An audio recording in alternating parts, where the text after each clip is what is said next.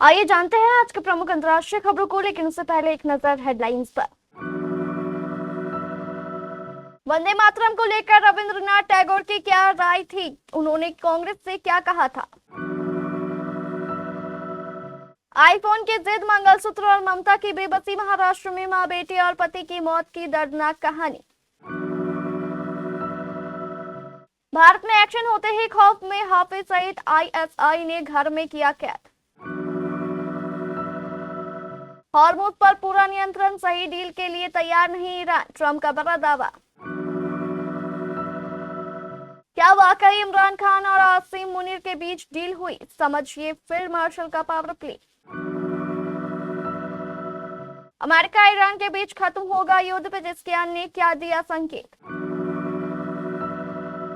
Canada के गुरुद्वारे में हमला, शख्स ने स्क्रू ड्राइवर से किया ताबड़तोड़ अटैक।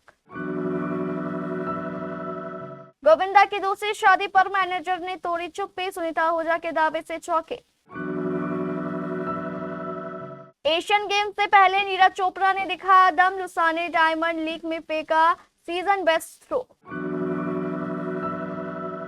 और स्टॉर्क ने बांग्लादेश को किया तहस नहस, भारत के दिग्गज का रिकॉर्ड तोड़ा।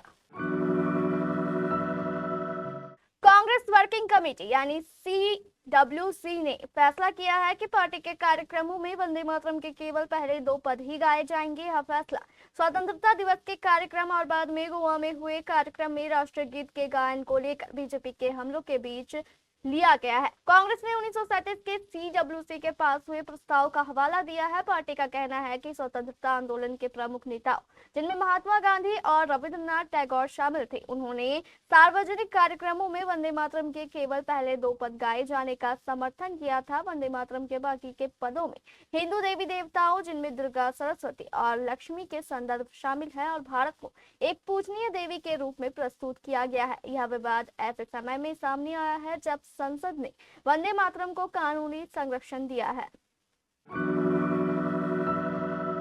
महाराष्ट्र के छत्रपति संभाजीनगर में एक ऐसी घटना सामने आई जिसने पुलिस प्रशासन के साथ ही समाज को भी हिला कर रख दिया।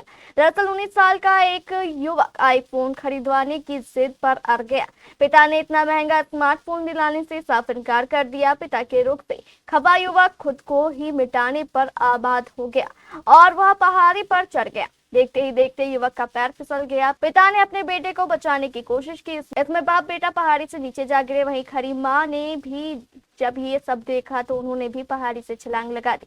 इस हादसे में तीनों की मौके पर ही मौत हो गई। अब इस मामले से जुड़ी चौंकाने वाली कहानी सामने आई है। दरअसल महाराष्ट्र के छत्रपति संभाजीनगर में एक ही परिवार के 3 सदस्यों के पहाड़ से गिरने के कारण दर्दनाक मौत हो गई। पुलिस सूत्रों के मुताबिक घटना की शुरुआत 19 वर्षीय बेटे और उसके पिता के बीच बहस से हुई। इसके बाद युवक कथित तौर पर जान लेने के इरादे से पहाड़ पर चला गया। घटना की जानकारी मिलते ही युवक के माता पिता मौके पर पहुंचे। पुलिस और फायर ब्रिगेड की टीमें करीब 3 घंटे तक युवक को समझाने और सुरक्षित नीचे उतारने की कोशिश करती रही। पहाड़ के नीचे सुरक्षा के कई जाली भी लगाई गई थी। हालांकि युवक बार बार अपनी जगह बदल रहा था, जिससे बचाव अभियान मुश्किल हो रहा था। इसी दौरान युवक के पिता उसे बचाने के लिए उसके पास पहुंचा। पुलिस सूत्रों के अनुसार युवक अचानक पीछे की ओर झुका और दोनों पहाड़ी से नीचे गिर गए। पिता और बेटे को गिरता देख कुछ ही सेकंड बाद युवक की मां ने भी कथित तौर पर पहाड़ से छलांग लगा दी। हादसे में तीनों मुरलीधर चांदगुरे, उनकी पत्नी संगीता और उनके 19 वर्षीय बेटे कुणाल की मौके पर ही मौत हो गई।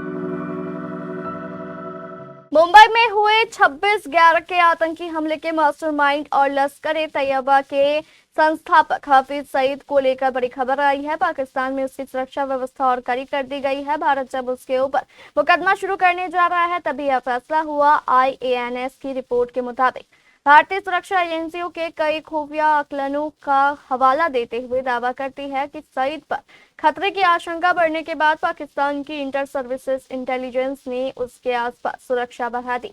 रिपोर्ट के मुताबिक पिछले कुछ वर्षों में सईद को निशाना बनाने की कई कोशिशें हुई। उसके कई करीबी सहयोगी भी मारे जा चुके हैं। इसके बाद पाकिस्तानी खुफिया तंत्र को आशंका है कि अब सईद खुद बड़ा निशाना हो सकता है। हाफिज सईद की सुरक्षा तब बढ़ी है जब भारत में उसके खिलाफ मुकदमा शुरू हो गया है। उसकी गैर मौजूदगी में मुकदमा चलेगा। रिपोर्ट के मुताबिक एक खुफिया ब्यूरो अधिकारी ने बताया कि हालिया सुरक्षा समीक्षा के बाद सईद के आसपास तैनात सुरक्षा कर्मियों की संख्या बढ़ाई गई है। लश्कर तैयबा के जो लोग उससे मिलने पहुंचते हैं उन्हें भी कड़ी सुरक्षा जांच और स्क्रीनिंग से गुजरना पड़ रहा है। रिपोर्ट में बताया गया है कि हाल के महीनों में शहीद को लेकर खतरे की धारणा कई गुना बढ़ी है। यही वजह है कि उसकी आवाजाही पर रोक कड़ी कर दी गई है।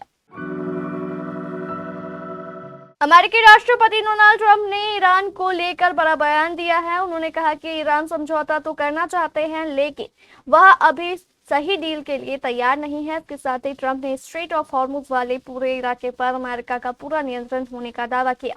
वहीं ईरान ने कहा कि उसने दुश्मनों से निपटने के लिए एक मजबूत रक्षा कवच तैयार कर रखा है। न्यूज एजेंसी रॉयटर्स के मुताबिक ट्रंप ने शुक्रवार को मीडिया से बातचीत में ईरान की इच्छा समझौते की जरूर है लेकिन उनकी राय में वह किसी सही डील के लिए तैयार नहीं दिखता। उन्होंने साफ किया कि अमेरिका फिलहाल इस पूरे टकराव पर नजर रखे हुए है और देख रहा है कि आगे हालात क्या मोड़ लेते हैं।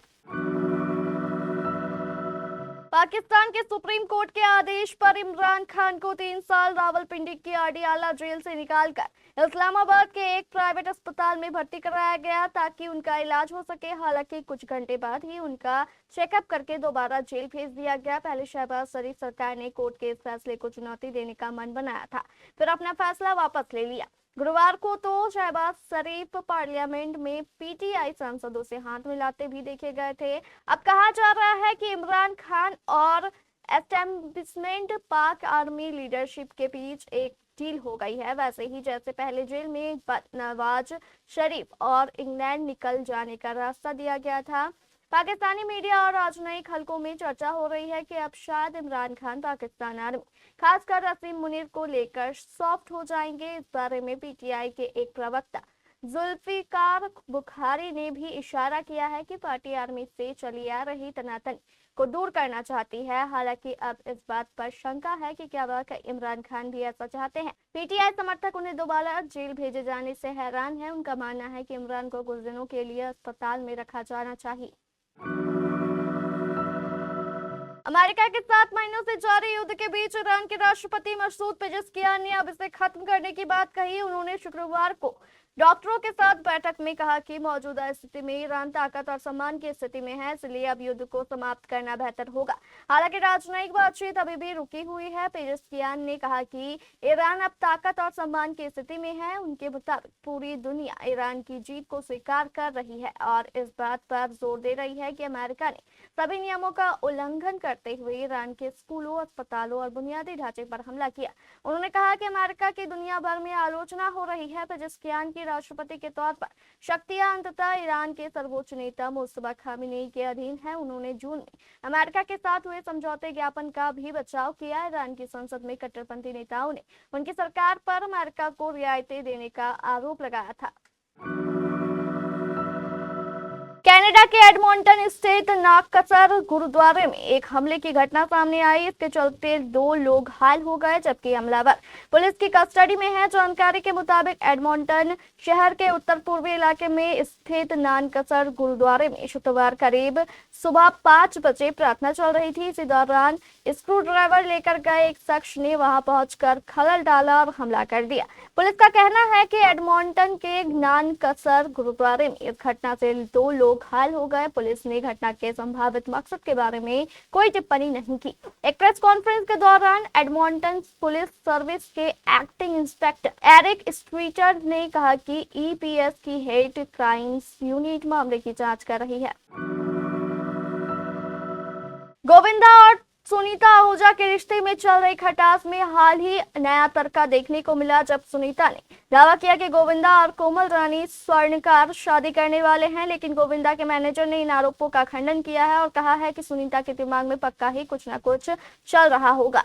सुनीता ने गोविंदा की दूसरी शादी का दावा तब किया जब वह फोन पर राखी सावंत से बात कर रही थी। सुनीता ने गोविंदा से तलाक के लिए कोर्ट में अर्जी दी हुई थी जिसे उन्होंने वापस ले लिया। हाल ही राखी सावंत ने पेपराजी के सामने सुनीता आहूजा को फोन किया और स्पीकर पर बात की। उसमें सुनीता ने बताया कि कोमल और गोविंदा शादी करने की प्लानिंग कर रहे थे।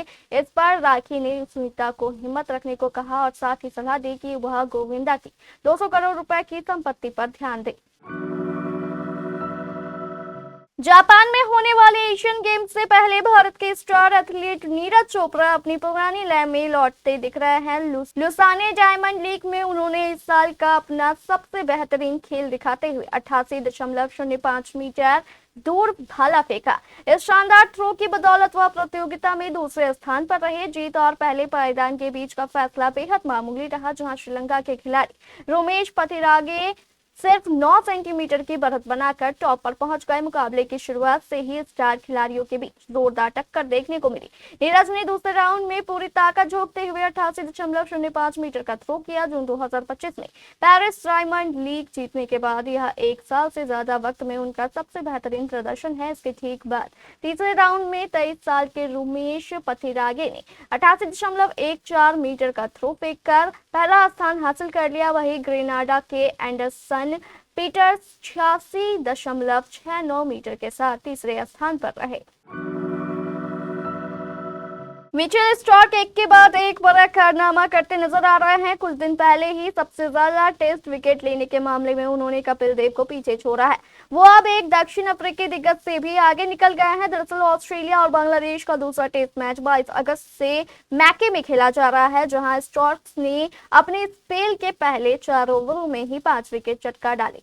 इस 5 विकेट हॉल के साथ ही स्टार्क ने दक्षिण अफ्रीकी दिग्गज गेंदबाज डेल स्टेन को पीछे छोड़ दिया। स्टेन ने अपने करियर में 93 टेस्ट मैचों में 439 विकेट लिए थे, जबकि स्टार्क्स उनसे आगे निकल गए। बांग्लादेश के खिलाफ 5 विकेट हॉल पूरा करने तक उनके नाम 440 टेस्ट विकेट हो चुके हैं। इसके अलावा उन्होंने अंतर्राष्ट्रीय क्रिकेट में सबसे ज्यादा विकेट लेने वाले गेंदबाजों की फहरिस्त में रविचंद्रन अश्विन को पीछे छोड़ दिया। स्टार्क्स पहले ही टेस्ट क्रिकेट में सबसे ज्यादा विकेट लेने वाले बाएं हाथ के गेंदबाज बन चुके हैं। उनसे पहले यह रिकॉर्ड श्रीलंका के रंगाना हेरात के नाम था, जिन्होंने टेस्ट क्रिकेट में 443 विकेट लिए थे। ये थे हमारी अंतर्राष्ट्रीय खबरें। स्थानीय खबरों को जानने के लिए चलेंगे प्राइम स्टूडियो।